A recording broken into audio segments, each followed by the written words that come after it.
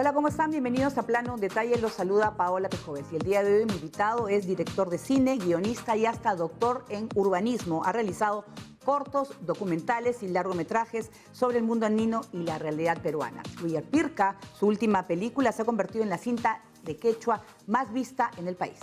Vamos a conocerlo.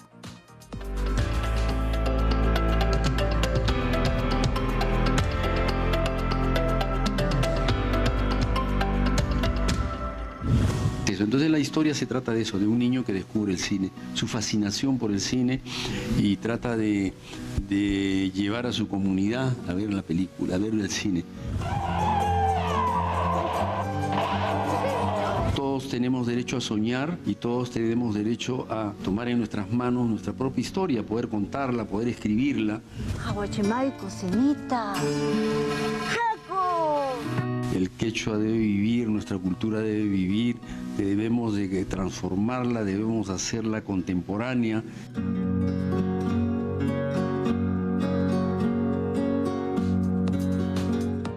Aplausos para César Galindo, que está con nosotros.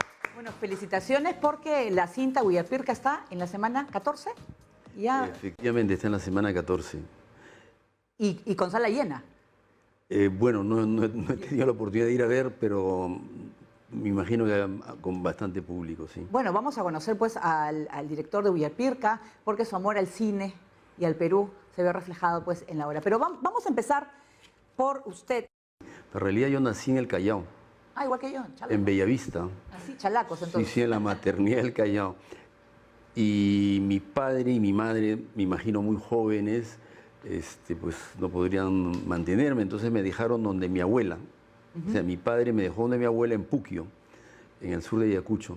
Entonces yo siempre le decía a mi padre de que el mejor regalo que me había hecho en mi vida era haberme dejado ahí. ¿Y qué recuerdan de Puquio? Bueno, Puquio es, digamos, lo más profundo de mi personalidad. Es lo que a veces digo siempre, lo que más me emociona. Si tuviese que escuchar músicas, la única música que me hace llorar es la música andina, por ejemplo, ¿no? ¿Y le recuerda a su abuela? Claro, la canción esta, el Coca Quintucha, que hay en la película, es la canción favorita de mi bisabuela, que no hablaba español. Entonces esa es la canción favorita y para mí era un homenaje a ella, y el que lo cante el niño y en la película para mí era emocionante, digamos. ¿Y aprende el quechua ahí? ¿O ya lo sabía? No, o sea, yo en realidad en mi infancia tuve las dos culturas, ¿no? Paralelamente.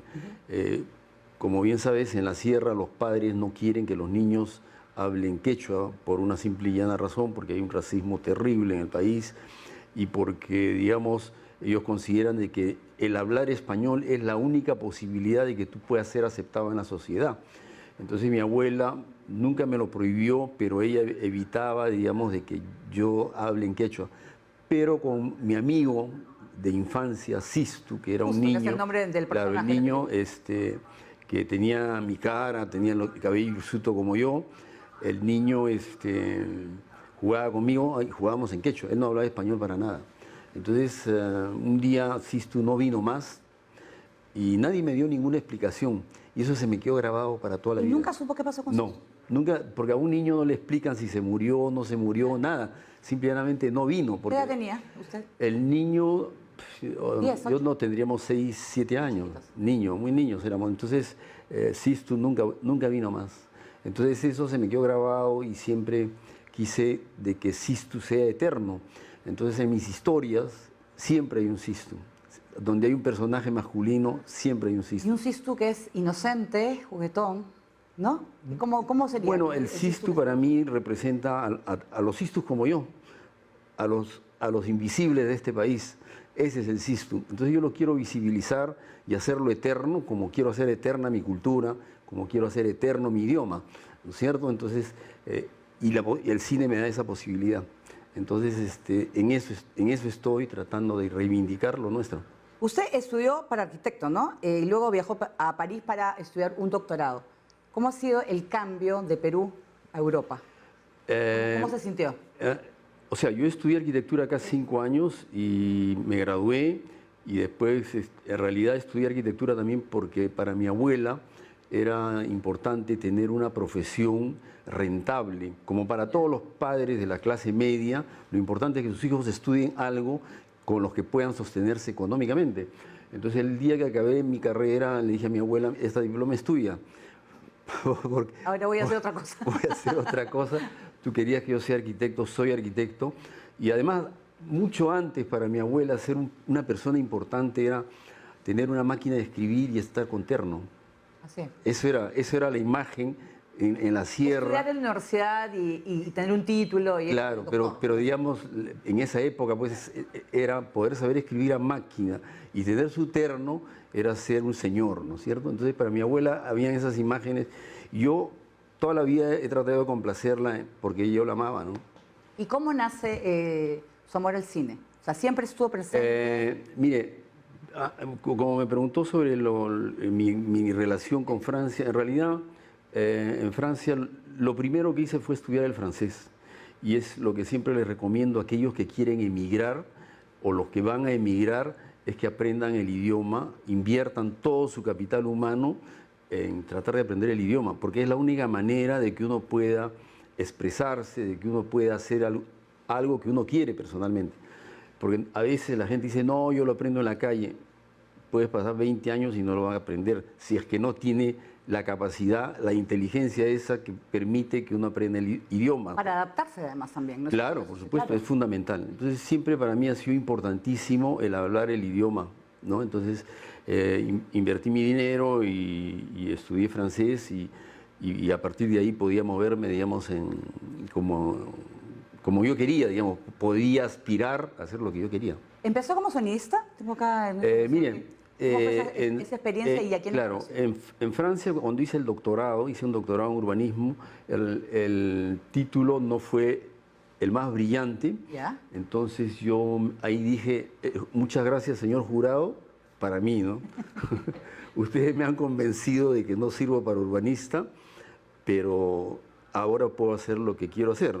Y en realidad lo de urbanismo también de repente fue uno de los tantos retos que tengo en mi vida. Quería ser doctor en urbanismo, no había un doctor en urbanismo en esa época en el Perú, yo quería ser el primer doctor en urbanismo y lo hice. Una vez conseguido dije, bueno, ahora voy a hacer cine y la única manera de hacer cine era relacionándome con gente que estaba en el ambiente. Entonces me compré una grabadora Sony 5TS, no sé, algo así era el modelo, que se parecía muchísimo a las grabadoras de esa época, que eran las grabadoras profesionales dentro del cine, que era la Nagra 3, la Nagra 4. Entonces, para que esta grabadora funcione, yo le puse, digamos, un cristal, porque, digamos, el secreto de la grabadora es que debe tener una velocidad constante. Entonces, el cristal permitía eso. Entonces, yo con esa grabadora ofrecía mis servicios de sonidista a todos aquellos que en París soñaban con ser directores de cine, con trabajar. O sea, yo decía, miren, tengo mi grabadora, tengo mi micrófono. Entonces todo el mundo sabía que había un peruano que andaba por ahí y si ustedes quieren un sonidista, búsquenlo a él, porque si no tienen dinero, él no les va a cobrar. ¿Pero qué hacía? ¿Documental? ¿Para documentales? Para todo lo que me llamasen. Porque, por ejemplo, yo trabajé de esa manera con Plinio Apuleyo Mendoza, que era muy amigo de García Márquez. Entonces, con él, él tenía un noticiero cultural desde París para la televisión venezolana y colombiana. Entonces, en esos programas, digamos, yo era el sonidista, como camarógrafa, entre otros estaba Fina Torres, que fue una directora venezolana conocida, que ganó un premio en Cannes incluso. Entonces yo era el sonidista y eso me permitía relacionarme y conocer a mucha gente. Conocí a García Márquez, que era muy amigo de Plinio. En todas las exposiciones o en todos los programas casi estaba García Márquez porque era su amigo. ¿Qué tal García Márquez? No era una persona súper sencilla, o sea, yo no he sido amigo de él, pero digamos he estado... ¿Conoció, sí? Por supuesto que sí. A Rui Guerra, el que hizo Heréndira, la película.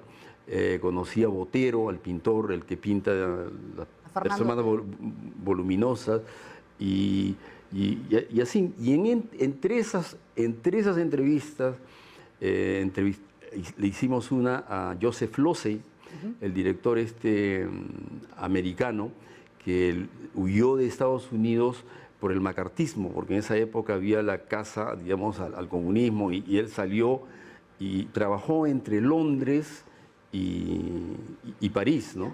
Entonces hizo grandes películas como El Mensajero, hizo Eva y una que era La Trucha. Entonces, en la entrevista, él me dijo, mira, he visto que estabas con problemas con tu grabadora. Efectivamente, estaba con problemas porque mi grabadora pues, no era la más fiable del mundo. Entonces me dice, mira, ¿sabes qué? Me gustaría trabajar contigo o como actor o como técnico. Y claro, mis otros amigos, que eran la mayoría colombianos, me miraban como al bicho más raro, pues, ¿y este qué le ha visto? ¿Qué le ha visto? Entonces, él se fue y me dejó su teléfono. Entonces mis amigos me dijeron, oye, pero no seas tonto, llámalo, porque esta oportunidad no se te va a presentar. Efectivamente lo llamé y le dije, mire, yo no creo que sea actor, pero me interesaría hacer lo que sea en una película suya. ¿Ya? Entonces él me escribió esa carta donde me dice, estoy interesado en trabajar contigo como actor o técnico, y me dijo, la próxima película que haga en Francia, te prometo que vas a estar en esa película. ¿Cuál fue? ¿Cuál fue? La Trucha, La Truite, ¿no? Entonces ahí trabaja Jean Moreau, trabaja Isabelle Huppert, trabaja Jean-Pierre Cassel, y tenía como fotógrafo a Alecan, que era uno... Justo la película, estamos viendo imágenes. ¿De qué año es? ¿Qué año es? No recuerdo exactamente, pero era el 80 y tantos. Sí. Entonces ahí tuve la oportunidad de ver cómo era realmente realizar una película con esos monstruos. Esa experiencia, ¿qué le pareció? Bueno, para mí fue mi escuela de cine, porque ahí realicé de que pues el cine lo hacían seres humanos, que todos eran de carne y hueso, porque hasta ahí yo pensaba que eran estrellitas o cosas así de burbuja, digamos, por el mito, ¿no?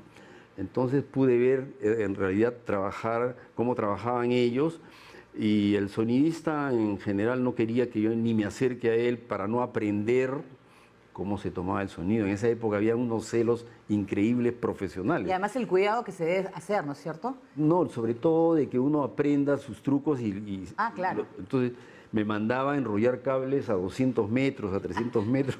Al final, para no tenerlo al costado. Al costado. Entonces al final entendí de que pues no tenía ningún sentido estar tratando de hacer sonido con él, y ya lo que hice fue sentarme a ver el rodaje, cómo funcionaba el rodaje. Y ahí vi cómo era el trabajo de las luces, el sonido, los actores, todo, digamos, era como en una escuela de cine, pero de un mes. Eso me permitió aprender, digamos, aprender y ver cómo trabajaban gente, digamos, profesional, porque habían 20, 30 personas en el plató, en el escenario, ¿no? Muy bien, entonces vamos a hacer una pausa, nos mueva, regresamos luego de la pausa con más con César Galindo aquí en Plano Detalle.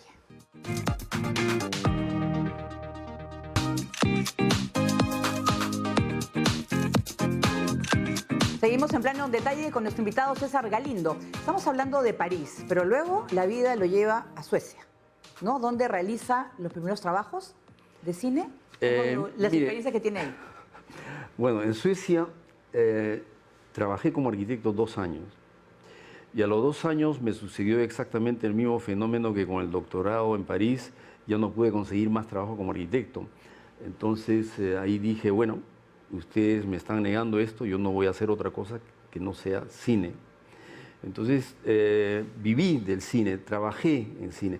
Entonces durante todos los años hacía un corto, porque para mí hacer cine significaba, o sea, para mí una película significaba o una película de 1 minuto como de 2 horas. Para mí tiene el mismo significado. ¿Por qué? Es como un poema corto en relación a una novela. Un poema corto, para trabajarlo, puede tomar mucho tiempo para pensar exactamente cómo van las palabras, el sentido de las palabras, ¿no? El orden, como puede ser una película. Entonces yo me dediqué a hacer todos los años un corto, y algunos más largos, menos largos, uno de 25. Entonces en Suecia me ubicaban como director de cortometrajes. Incluso hay un periodista, un crítico de cine conocido, Leif Furhammar se llamaba. Él escribió en algún momento que uno de los mejores directores de cortos en Suecia era yo. O sea, lo descubrí también por casualidad, porque alguien me dijo, oye, ¿has visto lo que ha escrito Leifur Hammar sobre ti? Y claro, leí, efectivamente, hacía mención a mi trabajo. Y porque siempre con el corto y en Suecia trataba de experimentar todo lo que a mí se me ocurría. Todos los cortos casi pasaron en la televisión sueca. Los más atrevidos. Por ejemplo, ¿cuál hacía? Le ponía nombre en quechua también, ¿no es cierto? Sí, yo le ponía el nombre en quechua a los cortos más absurdos y más osados y más atrevidos. ¿Por qué? Porque siempre quería que la gente me pregunte, ¿y qué significa eso? Entonces yo le decía, eso significa yo en mi país. Ah, ¿y qué significa eso? Agua en mi país, yaco, por ejemplo, ¿no?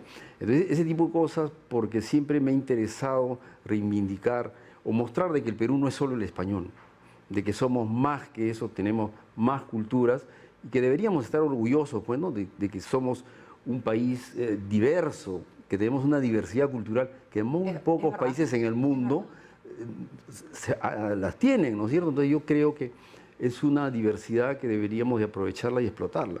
Esta 5 minutos por los muertos de América, un cortometraje del 92, ganó el premio como mejor cine nórdico, ¿no? Sí.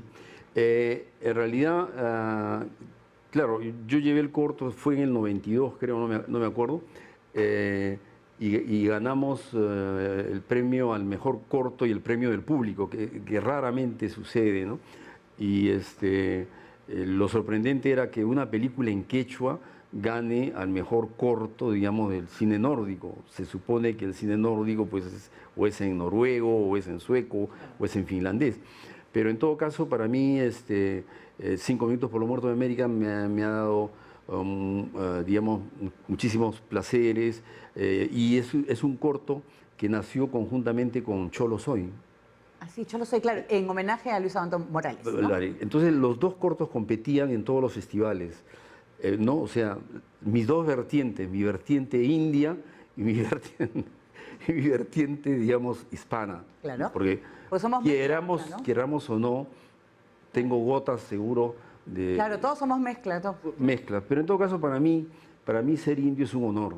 O sea, yo siempre digo, nunca les voy a engañar en Europa, les voy a decir que yo les voy a decir que soy indio, porque no tengo el 100%, porque tengo mucho respeto por mi pueblo y... Bueno, pero la cosa es que sobre todo les ha gustado muchísimo y se emociona usted, porque es bonito, ¿no? Que lo reconozcan. En Suecia de repente no nos entendían con el quechua, pero transmitía muchísimo, ¿no es cierto? Creo que les llama la atención eso, ¿no? Bueno, lo que pasa, 5 minutos es una metáfora, en realidad era mi protesta contra el llamado descubrimiento de América o el encuentro de culturas, porque nunca hubo ningún descubrimiento ni hubo ningún encuentro. Lo que aquí hubo fue un genocidio, punto. No, ¿para qué darle otros nombres, a tratar de adorar la píldora?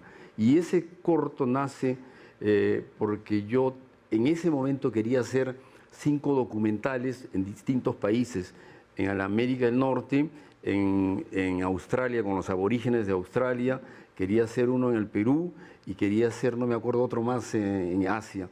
Y nadie, por supuesto, le interesaba hacer eso, porque lo que le interesaba a Europa o al Occidente era celebrar los 500 años. Y entonces, decepcionado de eso, un día dije, no, yo voy a conseguirme, o voy a hacer un cortito, 5 minutos, que incluso cuando pedía dinero para ese corto, yo decía, voy a hacer un corto que va a ser el más simple de la Tierra, una sola toma. Ya, ¿qué es la que estamos viendo, no es cierto? Es la del cementerio. Sí. Entonces yo decía, será una sola toma que la haré con 5 o 6 rollos de película con la ayuda de mis amigos, así ustedes no me den dinero. Y me dieron dinero. 2 instituciones, me acuerdo que hubo un evangelista o de una iglesia protestante sueca, me dijo, pero con esa carta, ¿cómo no te podía haber dado dinero? Yo estaba obligado a dar dinero. Entonces ese corto nació así y paralelamente con el mismo presupuesto hice Cholo Soy. Entonces los dos cortos han ido viajando juntos por todos lados. Fue a Clermont-Ferrand, por ejemplo, al Festival de Cortos, los dos. Cholo Soy abrió el festival, 5 minutos pasó en otro momento, fui invitado a Canadá, fui invitado a muchos sitios, a Nueva York, había gente en New Jersey, que habían estudiantes que habían ido desde Nueva York a ver los dos cortos. Yo decía, porque ustedes se han venido no sé cuántos kilómetros para ver 5 minutos. Y bueno, porque la gente se pasó la voz y funcionó en muchas partes. En Noruega lo presentaban conjuntamente con la película de Ridley Scott, que se llama 1492, el mastodonte que hizo. Entonces lo presentaban antes de la película de Ridley Scott. Oiga, le digo, pero ¿por qué la presentan así? Es que me hice para hacer una balanza, para buscar un equilibrio. Oiga, le digo, pero mi película vale, no sé, pues un céntimo en relación a la película de Ridley Scott, donde trabaja Gérard Depardieu, ¿no? el francés. E incluso un periodista conocido también en Suecia comparó mi película con la de Ridley Scott.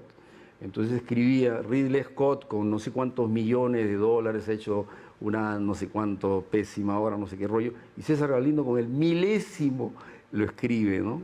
Hace una obra, no sé. Un gran elogio, ¿no es cierto? Bueno, en todo caso, para mí ese corto me abrió muchas puertas. ¿Es verdad que tenía o ha tenido planeado a realizar una película con Ima Sumac? Bueno, ella ya no está, pero ¿le gustaría completarla? Miren, ¿Cómo quedó ese proyecto? El asunto así, Moisés Vivanco, el marido de Ima Sumac, era amigo de mi familia. Moisés Vivanco le decía a mi abuela, no sé, a mi madre, a la que le dio mi madre, le decía mamá. Entonces Moisés... Estamos viendo una fotografía, eso fue en el Cusco, ¿no? Sí, en el Cusco. Entonces Moisés Vivanco cada vez que venía a Lima, él iba a la casa a comer la sopa de maíz pelado que le encantaba y mi abuela le preparaba. Y alguna vez también vino Ima Sumac a mi casa cuando yo era niño y tuve la oportunidad de verla y quedé fascinado por ella. Y más tarde, cuando viví en París, yo andaba fascinado por la ópera, me encantaba la ópera, y entre otras cosas, porque digamos en París cuando uno vive como estudiante, vive un cuartito de 2x3 en el último piso con un frío de la patada, entonces lo único posible que uno tenía para no pasar frío era irse a la biblioteca, y en las bibliotecas habían discos para escuchar. Entonces ahí quedé fascinado por la ópera y ahí, digamos, volví a redescubrir a Ima Sumac. Entonces cuando vine unos viajes a Lima, mi tía me dice, oye, tengo algunas fotos de Ima si quieres. Me pasó algunas fotos, mi tía que vivía en el Cusco fue la que le cosió los primeros vestidos a Ima Sumac, que le he entrevistado también antes de que se muera. Entrevisté también a Florencio Coronado, que en esa época, cuando ella fue a hacer audición a Radio Nacional, él era director de Radio Nacional. Entonces tengo esos testimonios, tengo la autorización de Sony Records, que son los que tienen los derechos sobre la música, y tengo la autorización de la familia. Entonces yo he estado buscando dinero para tratar de acabar mi película. Pero es un pendiente, o sea, todavía está pendiente. Para mí es hacer un homenaje a ella, ¿no? O sea, porque ligarla ya de manera contemporánea al tema ecológico, a nuestra cultura, a una serie de cosas, digamos, que me interesaría endiosarla más de lo que es. Claro, y además se han cumplido 100 años de su nacimiento, hace poco. Hace un año. Yo concursé en DAFO y no pude sacar, porque yo quería acabarla para el 100 años. Pero bueno, así son las cosas. Bueno, es un pendiente que tiene, ¿no? Es un pendiente, tengo muchísimo material sobre ella. Incluso hace poco me encontré con su ahijada, que somos muy amigos, que vive en Bélgica. Entonces me llamó, me dijo, César, tengo muchísimo material para ti. Y fui a su casa, me sacó un baúl de cosas y periódicos y cosas así. Y también tengo el apoyo de su manager, de su último manager, Alan Eschler, que es su último manager. Él me ha prometido algunas imágenes y me ha prometido darme una entrevista, ¿no? ¿Y esos trajes que me decía que le hacía su tía, ¿no es cierto? No. No le digo que sea eso, pero... No sé qué sea ese, pero los primeros. A los primeros, pero... Lo que pasa es que Ima Sumac en su momento, en su época también los puristas pues decían que ella no representaba pues la música pues, andina y porque ella fue a Estados Unidos. Pero ¿qué le parece a usted la obra de Ima Sumac? Mire, para su época eran visionarios, porque ellos fueron los que realmente han creado la fusión. O sea, la fusión que más tarde viene del rock con el huayno, y eso lo crearon ellos en su época. Hicieron cosas que para su época eran muy avanzadas.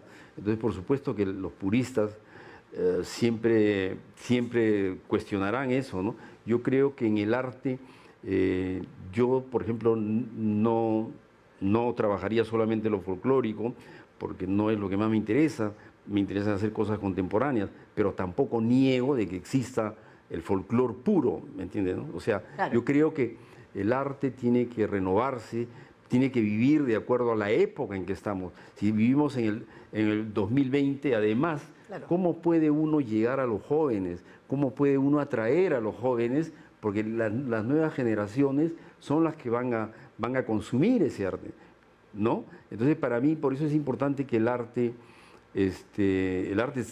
se siga evolucionando, ¿no? Siga transformándose en el tiempo. Bueno, claro, y además la cultura constantemente va evolucionando. Bien, vamos a hacer una pausa aquí en Plano Detalle y regresamos con más.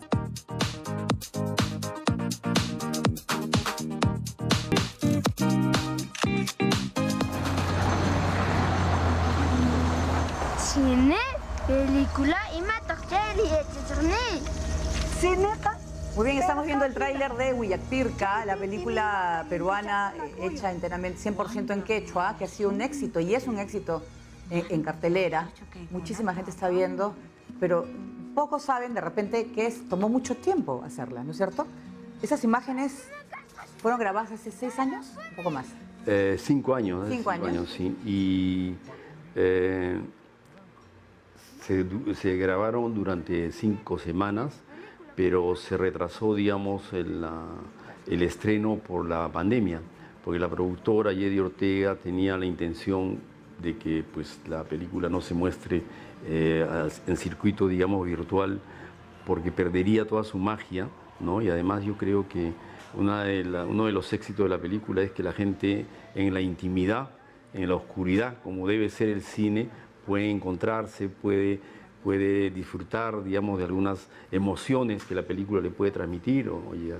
La historia se grabó en Maras, ¿no es cierto? Es en el Cusco. Sí, sí. El Cusco está ambientada en los años 60, creo que es. 80, 70, ¿Ya? 80, sí. Y donde el cine significaba para ellos un descubrimiento, ¿no es cierto? Sí, sí, claro. Mire, hay cosas que desde la perspectiva de Lima todo es evidente.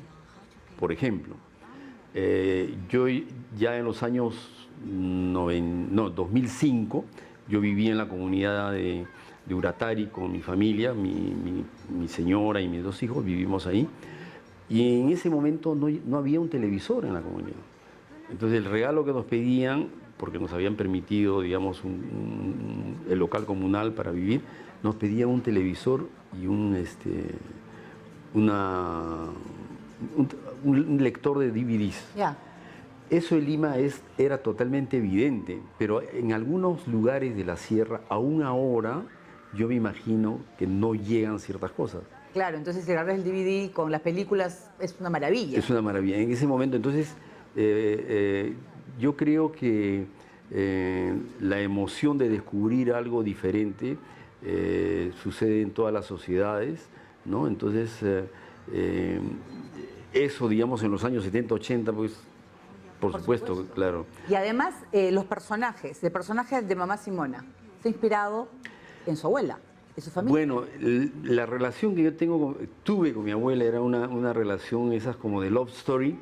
Cada vez que me veía con mi abuela nos veíamos en cámara lenta y cuando nos separábamos en cámara lenta porque el amor que teníamos el uno por el otro era muy grande, muy grande. Entonces, claro, la relación del niño con ella, hay una relación muy amorosa, ¿no es cierto?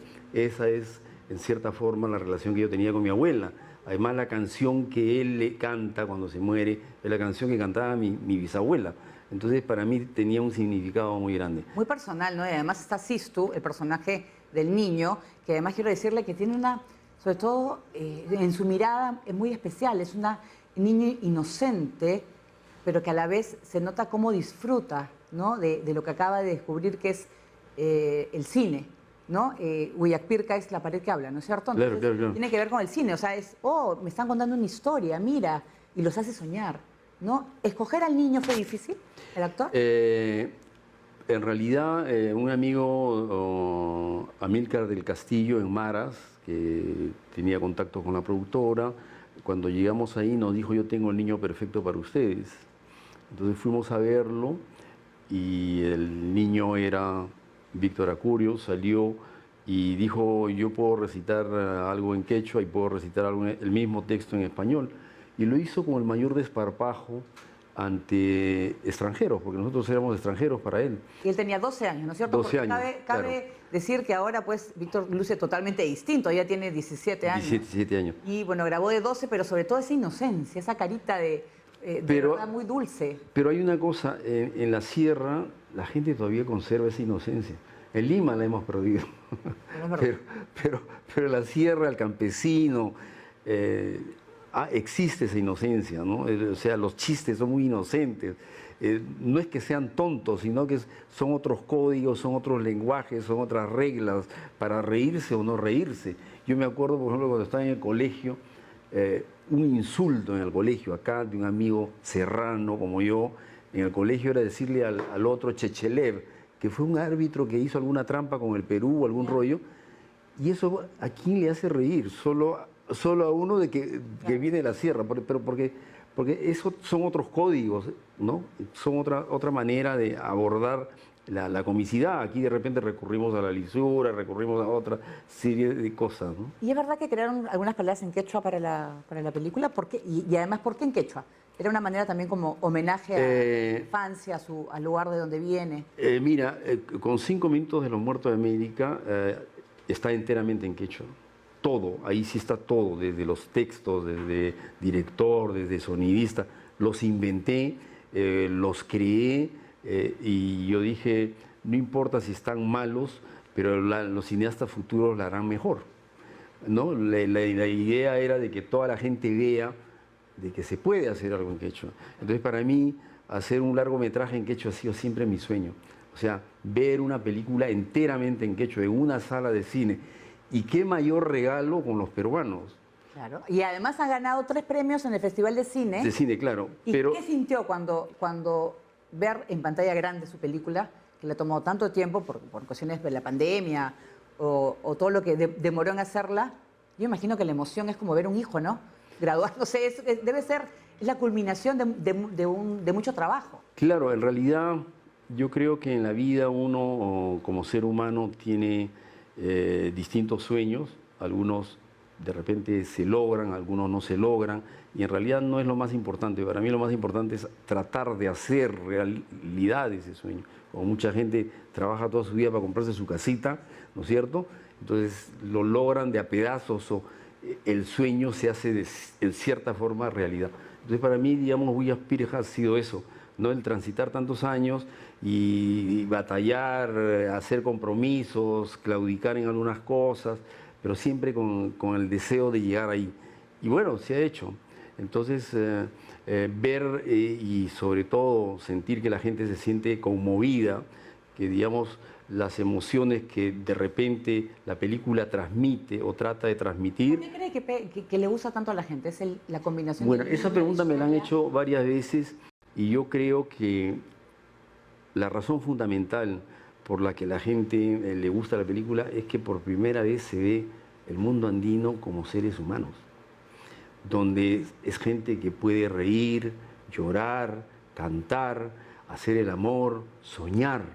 Eso se nos ha vedado, se nos ha quitado todos esos derechos, porque normalmente todas las películas o no estamos ligados al terrorismo, o estamos ligados a la pobreza, o estamos ligados solo al folclore. Pero yo pienso que el quechua es mucho más que eso. Es un idioma riquísimo en metáforas, es un idioma de una poesía increíble. Entonces para mí es un honor trabajar con el idioma quechua. Y es una de las razones por las que a la hora de filmar, si alguien pronunciaba mal algo, yo lo hacía repetir hasta que lo diga bien. Porque no se trata aquí de ponerle subtítulo así lo diga mal. No, para mí tenía que ser la actuación perfecta, porque la gente que iba a verlo también era gente que hay mucha gente que habla quechua, Claro. entonces podían decir, oiga, pero él... Claro, no ha dicho eso, así no se hay dice. cualquier cosa. Claro. Entonces, para mí es fundamental, por el respeto al idioma, por el respeto a mi cultura, por el respeto a mi pueblo, era hacer una película que sea de calidad actoral, porque se ven realmente actores. Yo creo que eso es lo que ha chocado a la gente, ver actores, actores niños, actores de edad. Eso es lo que de repente les ha atraído. Y lo otro es de que, en cierta manera, todos los peruanos, indiferentemente de qué clase social venimos, todos llevamos algo de esa cultura ancestral, ¿no es cierto? Claro. Entonces, unos tendrán un 10%, otros tendrán un 20%, unos se sentirán el 100%, pero todos tenemos algo de eso. Entonces, eso hace que la gente cuando ve la película se reconoce, porque además son sentimientos universales. No, y además, yo le digo, de la inocencia del niño descubriendo el cine, seguramente mucha gente lo ha tenido. O sea, también descubres, wow, o sea, ¿qué es eso, no?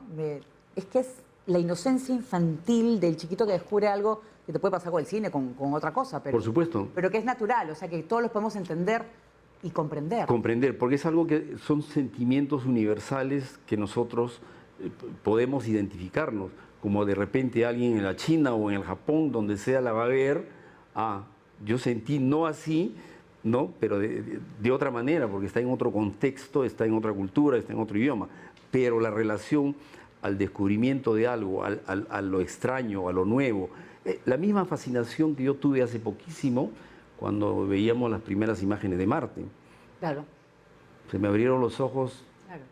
¿no? Fascinado yo todos los días viendo, porque veíamos Marte a 1 metro, ¿no? A 1 metro de distancia. Además, todos tenemos un sistu, ¿no? Un niño inocente. Por supuesto que Yo creo sí, que eso es, por creo supuesto que es sí, común, ¿no es cierto? por supuesto. Entonces yo creo que es algo que todos tenemos y algunos tratamos de negarlo o tratamos de eliminarlo, pero en el fondo, digamos, el descubrimiento del cine es que todos hemos vivido de alguna manera descubriendo el cine y relacionándonos con el cine. ¿Y la película, hay planes, se puede ver a nivel internacional? ¿Lo van a llevar a...? Bueno, la película la maneja la productora, entonces ella, me imagino que tiene planes para mostrar en otros festivales, para comercializarla, me imagino. Yo no tengo ningún manejo, digamos, a ese nivel. Claro, pero además, sobre todo, pues que... pero estamos, creo que, no sé qué número de semana, pero sigue en cartelera. O sea, la gente sigue yendo, siguen disfrutando, ¿no? Que estén quechua no es problema. La gente quiere aprender, quiere escuchar. Bueno, O sea, mira, ¿no es por cierto? ejemplo, claro. Porque a veces dice, a ver, quiero saber, a mí, yo creo que una vez un extranjero me dijo, quiero saber cómo suena el quechua. Que es verdad. No, a veces el quechua, pero ya, ¿cómo suena el quechua? Claro. Puedes ver, si ves una película sueca o, no sé, pues de Turquía, con subtítulos, ¿por qué no puedes ver una Claro. en quechua? Y eso, por ejemplo, a mí me sorprendió muchísimo, porque el público en general no quiere hacer el esfuerzo de leer. Todas las películas... Pero en inglés sí lo ves, sí, sí no, pero cuando yo voy a una sala de cine, para mí es muy difícil encontrar salas subtituladas, porque todas están dobladas. Ah, bueno, claro. Entonces para mí, el doblar una película es terrible, Claro. porque pierde la mitad del valor, Es verdad. porque la actuación, la voz, todo varía. Intensidad y todo, claro. Todo varía totalmente, ¿no? Entonces, eso es aún más sorprendente, que la gente haya aceptado leer el quechua, digamos, el español, digamos, en una película en quechua. Ha hecho un esfuerzo más para acercarse a la película. Muy bien, nosotros vamos a hacer una nueva pausa y regresamos con más aquí en Plano Detalle.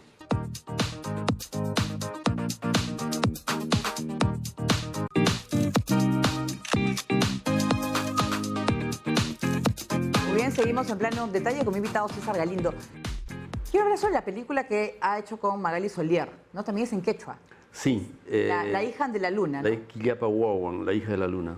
Ya, y va a ser en quechua la historia de una niña que quiere ser danzante de tijeras. Sí, es la... bueno, es la historia digamos, de la niña que descubre que su padre fue danzante de tijeras, porque su padre no ha conocido a su padre, ella no sabe por qué, pero descubre en algún momento, ¿no? Lo que pasó con su padre y quiere ser danzante de tijeras.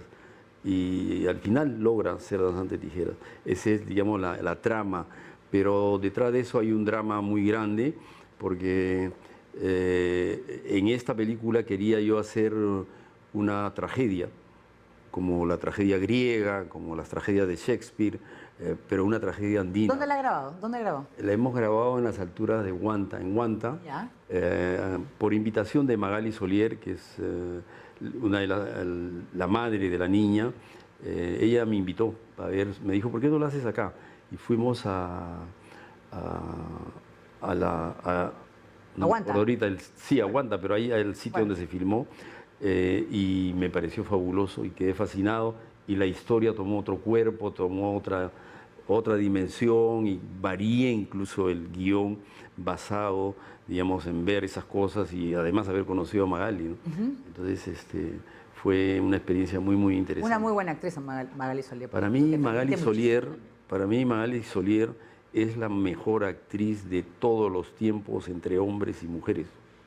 Es el mayor ícono que tiene este país, nos guste o no nos guste, pero esa es una realidad. Yo la considero así, es una mujer muy creativa, donde si quiere escribir poesía la escribe, si quiere cantar canta, si quiere tocar un instrumento El talento toca.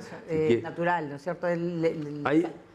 Mire, se habla mucho ahora de la inteligencia múltiple en la nueva educación, y ella es esos personajes que tienen la inteligencia artística, ¿no es cierto? Es la inteligencia creadora. Hay personas que nacieron para ser matemáticos, eso es lo que se está investigando en el mundo, digamos, contemporáneo, ¿no es cierto? Ella es uno de esos personajes que tiene una inteligencia creadora, digamos, ¿no? Es eso. Y hace un papel impresionante, ¿no? ¿Y para cuántos la piensan La estrenar? ¿Va para el festival? Sí, la película está editada. Ayer estuve con el compositor para ver lo de la música, y estamos en el proceso, digamos, ya de acabado de la película. Yo sí, esa película sí la voy a tratar de enviar a festivales antes de mostrarla en Lima. Si la suerte acompaña, vemos qué pasa, ¿no? Pero, No, claro, porque podría ser una carta interesante, por ejemplo, para los premios internacionales, ¿no es cierto? Claro que sí. Sí, no, y de hecho Magali es conocida, ¿no? Es conocida en muchos países, y bueno, y además es una gran actriz, ¿no? Bueno, pero lo bonito es que se siga haciendo cine, lo hace en quechua, ¿no? Está mostrando a artistas como Magali Solier y da a conocer, por ejemplo, aspectos de nuestra cultura, también que afuera pueden conocer, por ejemplo, lo de las antes de tijeras, que es hermoso. Claro. ¿Cierto? Entonces, es un bonito homenaje también. Claro, lo que pasa, la tercera historia que estoy escribiendo igual es en quechua, y ahí toco ya la mitología andina. Es un cóndor hembra que viaja 500 años y le gusta la música lírica, canta, y desciende a la tierra como mujer, ¿Ya? para llevarse un joven, porque es la única manera de reconvertir su vida 500 años más. Pero al final todavía no sé cómo va a Bueno, acabar. pero pues, ¿ya piensa más o menos en quién va a ser o todavía está en...? Bueno, en en principio Magali sería la actriz principal, pero digamos, todavía estoy en el proceso de escribir, pero esa historia, digamos, es tocando la mitología. Entonces, en el primero toco, digamos, la vida cotidiana, el descubrimiento del cine, en el otro es una tragedia, y en esta tercera quiero tocar la mitología andina, en quechua también, todo es en quechua. ¿Es duro, es difícil hacer cine en el Perú? Mira, yo he tenido suerte en el sentido de que son 2 concursos que se ha ganado, para William Pirja y para La hija de la luna, y pues si la suerte me acompaña, de repente la tercera también me ayudan a producirla, pero bueno, uno no sabe, las cosas hay que ir haciéndolas de día en día, porque uno no sabe las sorpresas que puede darle a uno la vida, ¿no? No, claro, y además, por ejemplo, Huillaspirca es un buen inicio aquí en el Perú, que lo conocen, ¿no? Para hacerse conocer, todavía sigue en cartelera, es un éxito, y ahora, bueno, la de Magali también. Pero mira, yo creo que lo de Huillaspirca, uno de los valores, digamos, de haber tenido ese éxito es de que de repente nosotros, los directores peruanos, tenemos que crearnos un público peruano, un público que crea en nuestro cine. Claro. ¿No es cierto? Indiferentemente si es en quechua o es en español, o si es urbano o si es rural. Lo que tenemos que crearnos es un público que diga, yo quiero ir a ver la película peruana porque es buena, no decir, no, no quiero ir porque esa película es mala, ¿no es cierto? Entonces yo creo que William Pirja en cierta medida de repente contribuye en algo para que, digamos, creamos en nuestro cine peruano, así como los hindúes. Los hindúes han creado Bollywood, Claro. ¿no es cierto? Ellos tienen sus películas, su mercado, ahí no entran las películas gringas, y si entran, entran muy poquito tiempo. Entonces, yo apunto hacia ahí. Es mi ambición, de repente no se logre, pero digamos, Está bien. yo creo que la idea es esa, ¿no? Además, el mundo andino, el mundo del quechua, no solo es el Perú, tenemos Ecuador, Claro. tenemos el sur de Colombia, tenemos Bolivia, tenemos el norte de Chile, tenemos el norte de Argentina. ¿Por qué no crear eso? No, y además que nuestro mundo andino es diverso. El peruano, por ejemplo, no solamente Machu Picchu, también hay otros lugares. ¿No es cierto? Hay que abrir un poco más el... Claro, porque digamos, visión. el peruano está orgulloso de nuestra diversidad culinaria, por ejemplo, ¿no? Que la comida en el norte, que en el sur, en el centro. Estamos orgullosos de Machu Picchu, de Choque Quirao, de Caral. ¿Y por qué no estamos orgullosos de toda la población también que es la creadora o la que sus antepasados crearon esas maravillas y la que sigue colaborando en este país? O sea, yo para eso pienso, no es necesario ni siquiera ser de izquierda, de derecha, de arriba, de centro, no. Es un poco de sentido común, porque creo que todos los peruanos tenemos exactamente los mismos derechos y creo también de que nuestro Perú, con una diversidad cultural, si sabemos utilizarla bien, podemos ser riquísimos, podemos exportar cine en quechua, podemos exportar literatura en quechua. Las historias nada más de que te pueden contar en cada lugar Por supuesto, del país. O por sea. supuesto. O sea, yo creo que eso deberíamos de tomar conciencia. Y de repente, William Pirja en cierta medida, por lo menos hay mucha gente que ha pensado por ahí o ha reflexionado, porque la intención es esa, ¿no? Tratar de conocernos mejor, de entendernos mejor y de aceptarnos como somos, porque finalmente, mire, usted cuando va a España, los catalanes, los vascos, los gallegos, cada uno quiere su cultura, cada uno quiere hablar en su idioma, pero eso no lo hacen por chauvinismo, porque son locos, ¿no?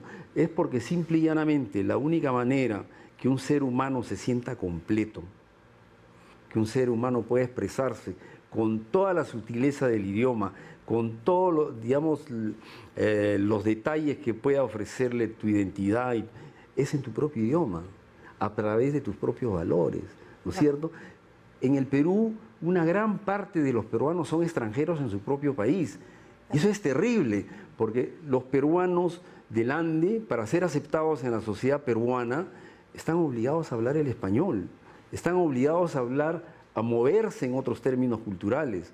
Y eso yo creo que, contrariamente a lo que piensan los políticos, que es un retraso, yo creo que sería al revés, porque un niño que estudie en quechua, en el colegio, en la universidad, y trabaje en su idioma, ese niño va a avanzar a 100 por hora, ¿no es cierto? Pero si ese niño lo voy a obligar a hablar otro idioma, a pensar de otra manera, pues ese niño va a tener mayor dificultad.